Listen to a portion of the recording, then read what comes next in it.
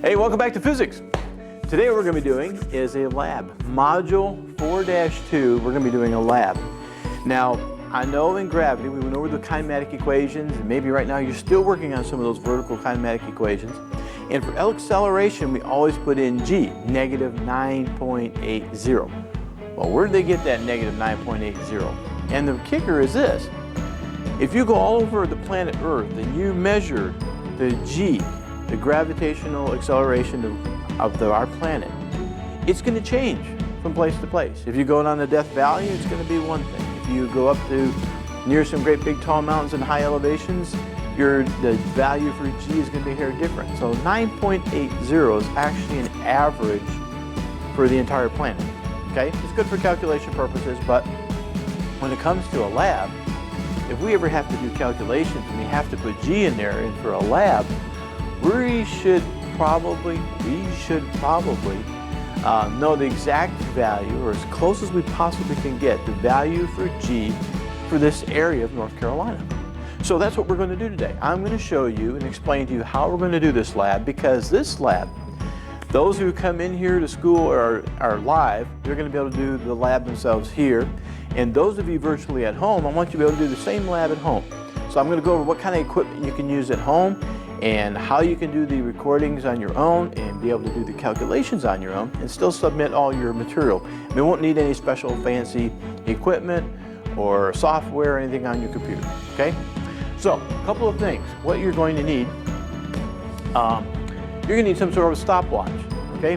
Now, I'm not talking about the old stopwatches. I'm talking about the stopwatch like you have on probably your phone app, okay? Or if you've got a watch. Some of us still have watches. I don't anymore.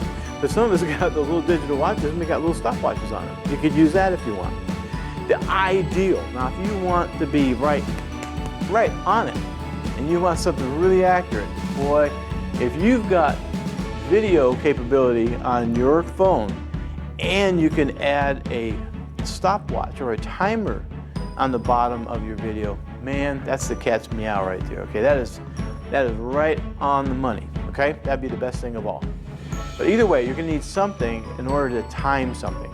If you get a video attached to it, it's awesome. If not, we can live without it, okay? Now, some of you might have a video for your camera or for your phone, and it may not have a timer with it.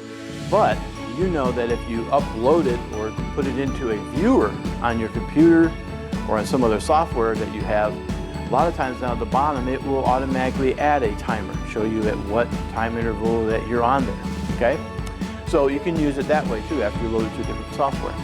So you're going to need some sort of a stopwatch. We're going to time this. And the next thing you're going to need is you're going to need some sort of object to drop. Now if you're going to take the opportunity to do a video, whatever you're dropping, you're going to want to be able to clearly see it in the video. Okay? So in other words, if my background in my video was like this whiteboard right here, the last thing I'd want to drop would be something white. Okay?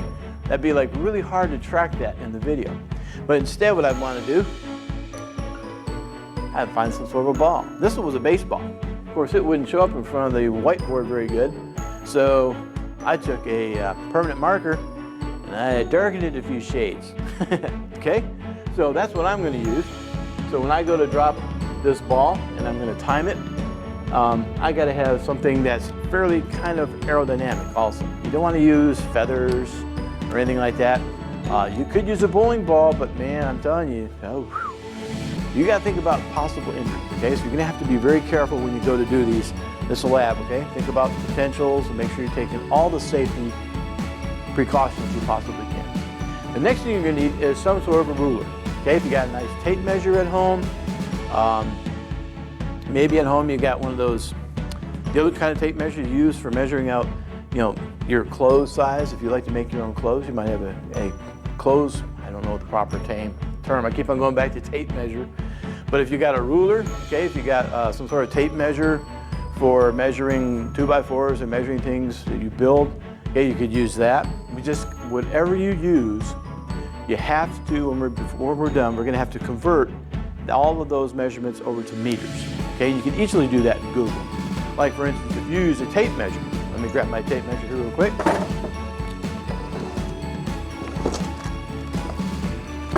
Okay, let's say if we're stuck at home and I've got a tape measure. Here's my tape measure. Now on this tape measure right here, there is nothing on there but inches. Okay, which is fine. Because if I go to measure this and I drop the ball and I measure all this and I can see the distance that the ball drops, I can easily go into Google, type in, let's say mine was 96 inches. I dropped mine 96 inches.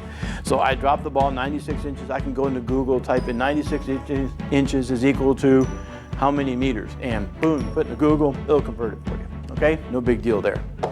So as long as you got something to measure the distance and the height. Now what we're going to be doing is you're going to drop something. Real simple. Simple lab.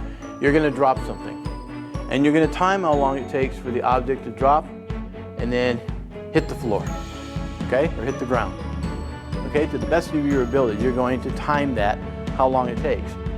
Now you can imagine human error and everything, there's going to be a lot of inaccuracies. Now in statistics, what they teach us, that in order to help eliminate or to reduce human error and outside error problems, you're going to drop this and time this as many times as possible. And the bare minimum requirement for this lab is 10 drops.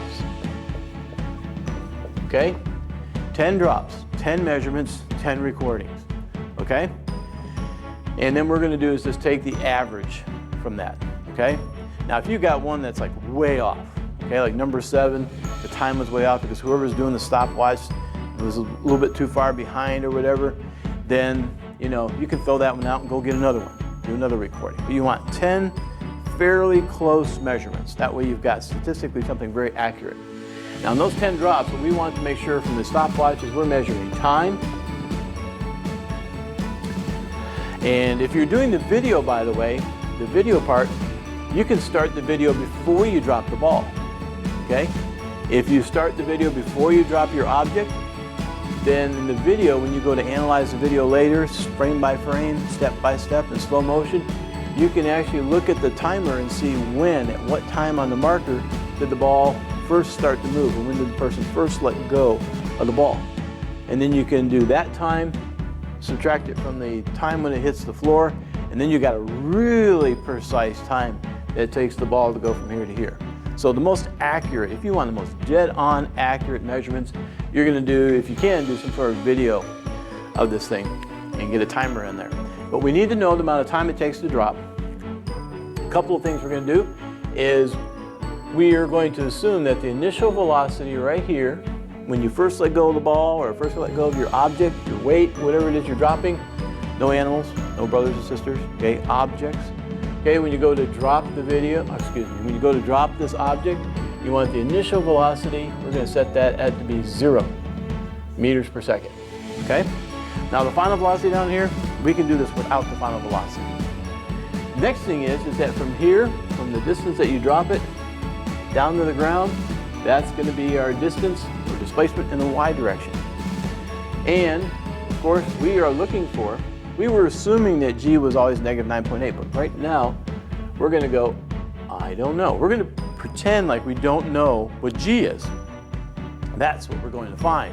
We're going to verify and find out what g is for your area. And then the next thing, of course, we're going to have is time. So we've got initial velocity, we've got distance in the y direction, and we've got time. And we are looking for g. So which of the 3 kinematic equations in the y direction do we use? Well, it's the one without final velocity. And that would be this one right here.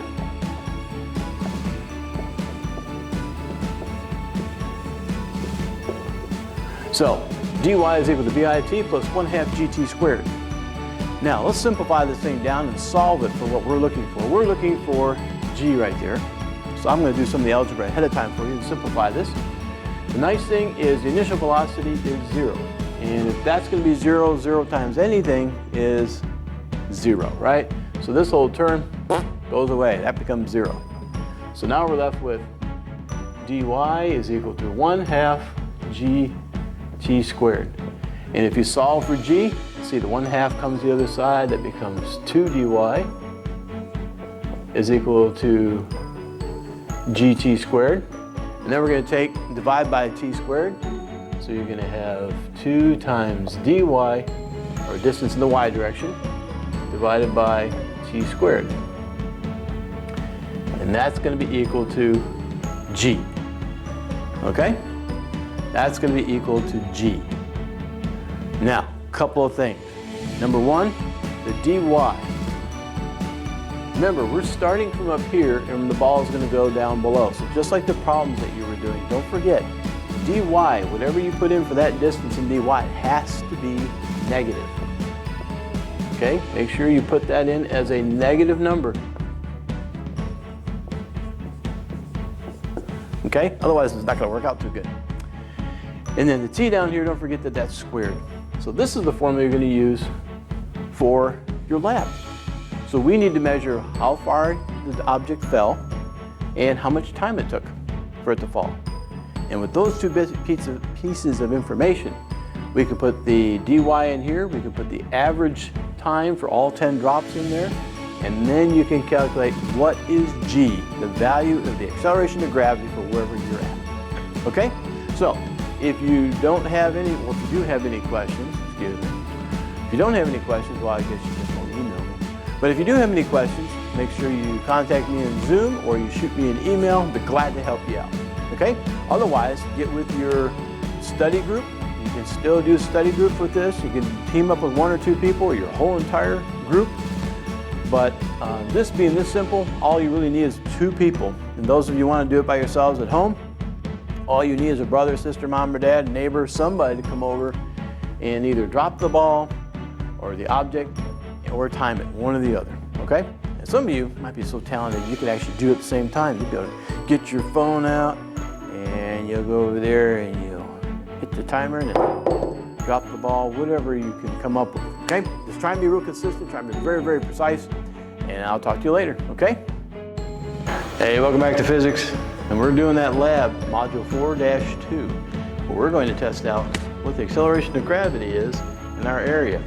Now, one of the things I didn't tell you about in the classroom was that one of the most important things you can do is for statistics, of course, we want to do a lot of drops.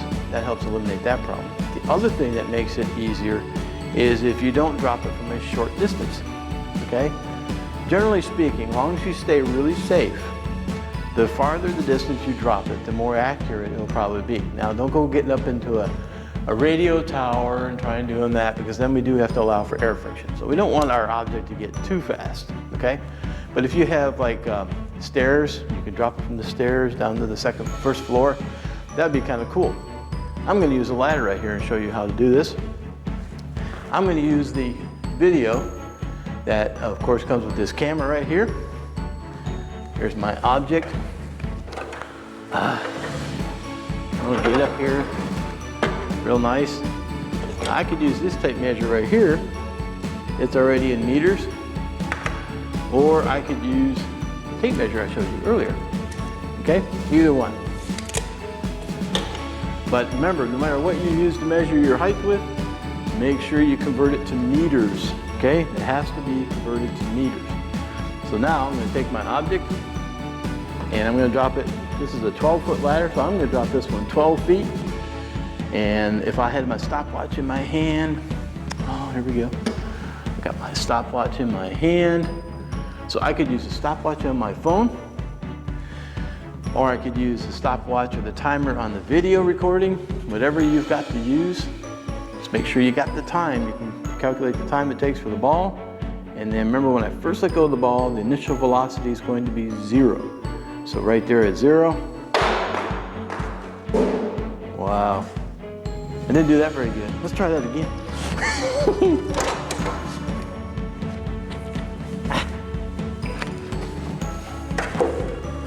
I guess that's a good thing to remember. Make sure the instructions are out of the way. So I'm gonna move it away from the ladder a little bit here. Try and keep it straight out from the ladder. So I know what height I'm dropping it from. Initial velocity is 0. Drop it. There we go. And you can measure and see how long it takes for it to drop. And you're gonna do that at least 10 times, okay? You wanna do 10 drops and then find the amount of time it takes for the ball, your object, to drop, and then do an average of those 10 times, okay?